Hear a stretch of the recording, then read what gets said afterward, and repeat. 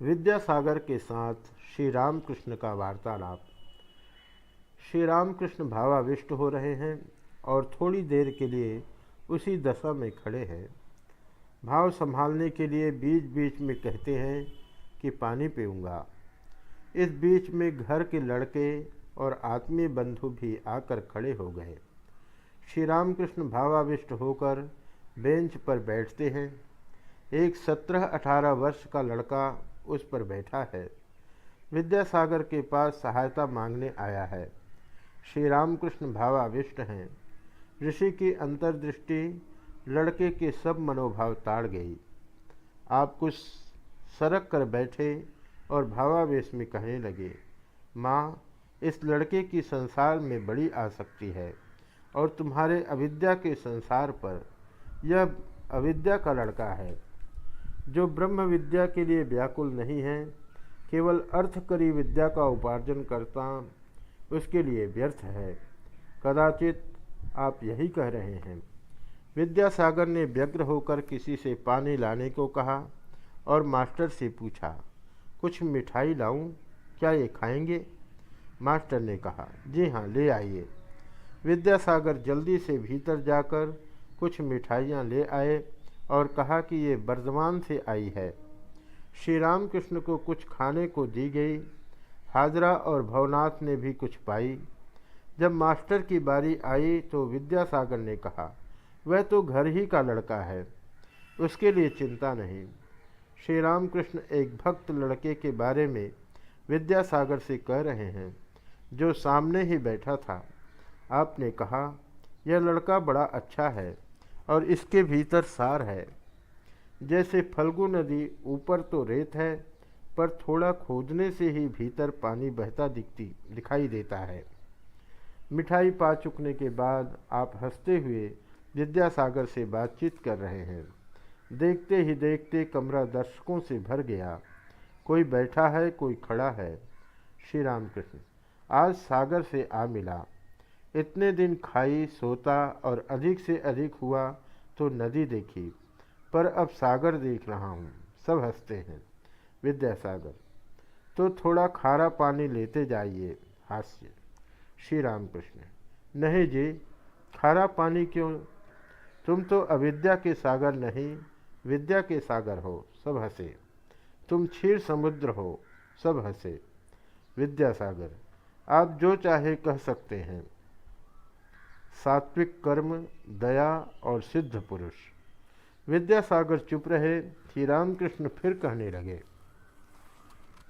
तुम्हारा कर्म सात्विक कर्म है। यह सत्व का रजस है। सत्व गुण से दया होती है।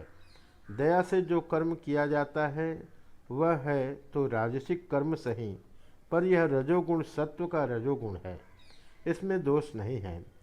सुखदेव आदि ने लोक शिक्षा के लिए दया रख ली थी, ईश्वर के विषय में शिक्षा देने के लिए। तुम विद्यादान और अन्नदान कर रहे हो, यह भी अच्छा है। निष्काम रीति से कर सको तो इससे ईश्वर लाभ होगा। कोई करता है नाम के लिए, कोई पुण्य के लिए, उनका कर्म निष्काम नहीं। फिर सिद्ध तो तुम हो ही।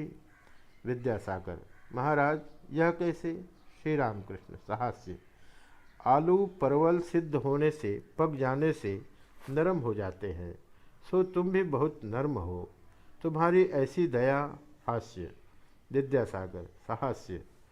पीसा उड़द तो सिद्ध होने पर सख्त हो जाता है। सब हंसे। श्री रामकृष्ण, तुम वैसे क्यों होने लगे? खाली पंडित कैसे हैं? मानो एक पके फल का अंश जो अंत तक कठिन ही रह जाता है। वे न इधर के हैं न उधर के। गिद्ध खूब ऊंचा उड़ता है, पर उसकी नज़र हड़ावर पर ही रहती है। जो खाली पंडित है वे सुनने के ही हैं, पर उनकी कामनी कांचन पर आसक्ति होती है। गिद्ध की तरह वे सड़ी लाशें ढूंढते हैं। आसक्ति का घर अविद्या के संसार में है। दया, भक्ति, वैराग्य ये विद्या के ऐश्वर्य हैं। विद्यासागर चुपचाप सुन रहे हैं। सभी टकटकी बांधे इस आनंदमय पुरुष को देख रहे हैं। उनका वचनामृत पान कर रहे हैं। श्री रामकृष्ण ज्ञान योग अथवा वेदांत विचार। विद्यासागर बड़े विद्वान हैं। जब संस्कृत कॉलेज में पढ़ते थे तब अपनी श्रेणी के सबसे अच्छे छात्र थे। हर एक परीक्षा में प्रथम होते और स्वर्ण पदक आदि अथवा छात्रवृत्तियाँ पाते थे। होते होते वे संस्कृत कॉलेज के प्रधान अध्यापक तक हुए थे। संस्कृत व्याकरण तथा काव्य में उन्होंने विशेष ज्ञान प्राप्त किया था। स्वयं के प्रयत्न से अंग्रेजी सीखी थी। विद्यासागर किसी को धर्म शिक्षा नहीं देते थे। वे दार्शनिक ग्रंथ पढ़ चुके थे। मास्टर ने एक दिन उनसे पूछा, आपको हिंदू दर्शन कैसे लगते हैं? उन्होंने जवाब दिया, मुझे यही मालूम होता है कि वे जो चीज़ समझाने गए उसे समझा न सके। वे हिंदुओं की भांति श्राद्धादि सब धर्मानुष्ठान करते थे, गले में जनेऊ धारण करते थे। अपनी भाषा में जो पत्र लिखते थे उनमें सबसे पहले श्री श्री हरि शरणम यह ईश्वर वंदनात्मक वाक्य लिखते थे। मास्टर ने और एक दिन उनको ईश्वर के विषय में यह कहते सुना, ईश्वर को कोई जान तो सकता नहीं, फिर करना क्या चाहिए? मेरी समझ में हम लोगों को ऐसा होना चाहिए कि यदि सब कोई वैसे हों तो यह पृथ्वी स्वर्ग बन जाए। हर एक को ऐसी चेष्टा करनी चाहिए कि जिससे जगत का भला हो। विद्या और अविद्या की चर्चा करते हुए श्री रामकृष्ण ब्रह्म ज्ञान की बात कह रहे हैं। विद्यासागर बड़े पंडित हैं। शायद सदर्शन पढ़कर उन्होंने देखा है कि ईश्वर के विषय में कुछ भी जानना संभव नहीं। श्री रामकृष्ण ब्रह्म विद्या और अविद्या दोनों के परे हैं, वह मायातीत है।